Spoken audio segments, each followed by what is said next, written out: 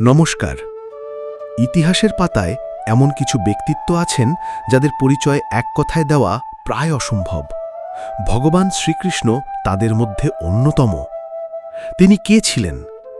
একজন রাখাল বালক, একজন অপরাজীয় যোদ্ধা, একজন রাষ্ট্রনায়ক, নাকি স্বয়ং পরমেশ্বর?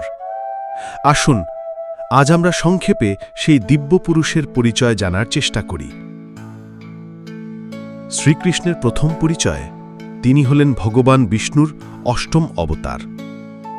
হিন্দু বিশ্বাস অনুসারে পৃথিবীতে যখনই অধর্মের অন্ধকার নেমে আসে, তখন ধর্মকে পুনঃস্থাপন করতে তিনি অবতীর্ণ হন। তার জন্ম হয়েছিল এক অদ্ভুত পরিস্থিতিতে।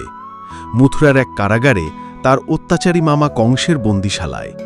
কিন্তু দৈব বলে তিনি পৌঁছে যান গোকুলে, নন্দরাজ ও মা যশোধার স্নেহছায়ায়। বৃন্দাবনের মাটিতেই তার বাল্যলীলার প্রকাশ। কখনো তিনি বন্ধুদের সাথে মাখন চুরি করছেন, কখনো আবার ছোট্ট আঙুলে গোবর্ধন পর্বত তুলে রক্ষা করছেন গ্রামবাসীদের। আবার কখনো কালীয়নাগের দর্প চূর্ণ করে যমুনার জলকে করছেন বিষমুক্ত। বৃন্দাবনে তিনি হলেন প্রেমের ঠাকুর।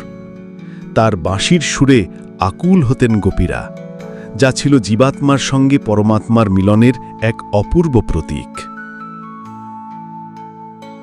কিন্তু তিনি শুধু প্রেমময় বালক হয়েই থাকেননি। যৌবনে মথুরায় ফিরে তিনি অত্যাচারী কংসকে বধ করেন এবং ধর্মরাজ্য প্রতিষ্ঠা করেন। এরপর তিনি সমুদ্রের তীরে গড়ে তোলেন দ্বারকা নগরী, যা ছিল ঐশ্বর্য ও সুরক্ষার প্রতীক। এখানে তিনি একজন আদর্শ রাজা, স্বামী এবং রাষ্ট্রনায়ক।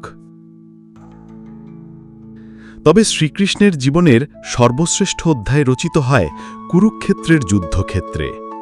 যখন বিশাল কৌরব সেনার সামনে নিজের আত্মীয় স্বজনদের দেখে শ্রেষ্ঠ যোদ্ধা অর্জুন অস্ত্রত্যাগ করতে চাইলেন, তখন তার সারথি শ্রীকৃষ্ণ তাকে যে জ্ঞানদান করেন, তাই হল বিশ্ববিখ্যাত শ্রীমদ্ ভগবদ্গীতা। এই গীতার মাধ্যমে তিনি অর্জুনকে এবং সেই সাথে সমগ্র মানবজাতিকে শেখালেন কর্ম, ধর্ম, জ্ঞান ও ভক্তির পথ। তিনি দেখালেন ফলাফল বা ফলের আশা না করে কিভাবে নিজের কর্তব্য পালন করতে হয়। তিনি আত্মার অমরত্বের কথা বললেন এবং শেখালেন সবকিছুর ঊর্ধ্বে উঠে কিভাবে ঈশ্বরের চরণে নিজেকে সমর্পণ করতে হয়। সুতরাং শ্রীকৃষ্ণ কে?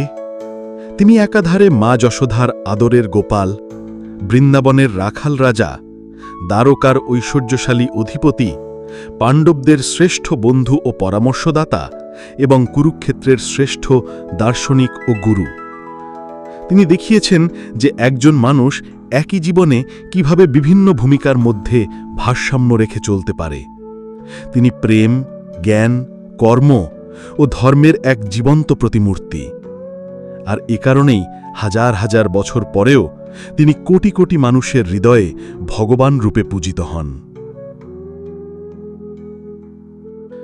আমাদের এই প্রচেষ্টা যদি আপনার ভালো লেগে থাকে, তবে এই দিব্য আলোচনাটি অন্যদের কাছে পৌঁছে দিতে আমাদের সাহায্য করুন। ভিডিওটি লাইক ও শেয়ার করুন।